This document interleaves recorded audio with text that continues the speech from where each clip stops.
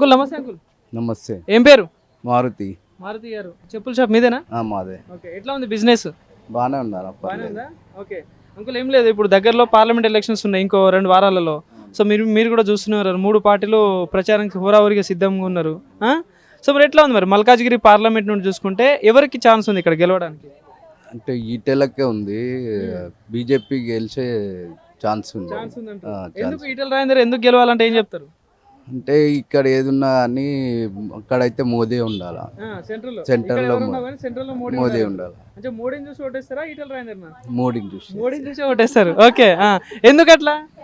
ఎందుకంటే ఆయన ఆధ్వర్యంలో దేశం సురక్షితంగా ఉంది, బాగానే సేఫ్. ఓకే, అంటే మరి ఇంకోటి రామ మందిరం కట్టినామని చెప్పేసి అంటున్నారు, అటు ఆర్టికల్ 370 రద్దు చేసినాం అంటున్నారు. సో మరి ఎట్లా అనిపిస్తుంది మీకు? బాగానే ఉంది అది.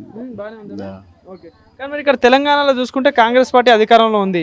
సో మరి ఈ కాంగ్రెస్ పార్టీ అభ్యర్థికి ఏమైనా ఛాన్స్ ఉంటుంది ఇక్కడ మరి గెలవడానికి? కాంగ్రెస్ అయితే లేదు, మోదీకే ఉంది, అంటే బీజేపీకే ఉందన్న. సో మరి మీ ఏరియాలో చూసుకుంటే ఇక్కడ ప్రధానంగా సమస్యలు ఏం కనిపిస్తున్నాయి మీకు? ఎందుకంటే గతంలో రేవంత్ రెడ్డి గారు ఇక్కడ ఎంపీగా వ్యవహరించారు గత 5 సంవత్సరాలుగా. సో మరి సమస్యలు ఏమైనా ఉన్నాయి ఇక్కడ? సమస్యలు అయితే ఉంటాయి, ఎప్పటికైనా ఉంటాయి. కానీ మరి ఏమైనా అభివృద్ధి చేసినా మరి గతంలో రేవంత్ రెడ్డి గారు ఇక్కడ ఎంపీగా ఉన్నారు కదా? ఏం చేయలేదు. ఓకే, సో మరి పోటీ ఎట్లా? ఎమ్మెల్యే అయితే చేసిండు కానీ ఆయన చేయలేదు. సో ఇక్కడ మాధవరం కృష్ణ గారు కదా, కృష్ణారావు కదా ఎమ్మెల్యే, ఏమైనా చేసినా మరి ఆయన పనులు? బాగానే చేస్తుంది. సో మరి ఎట్లా ఉంటుంది మరి పోటీ ఎట్లా ఉండొచ్చు ముగ్గురు అభ్యర్థుల మధ్యలో? బీజేపీకి అనుకుంటున్నాం అంతే. సో తెలంగాణలో 17 స్థానాలు ఉన్నాయి మొత్తం. సో 17లో ఎన్ని గెలవచ్చు మరి బీజేపీ?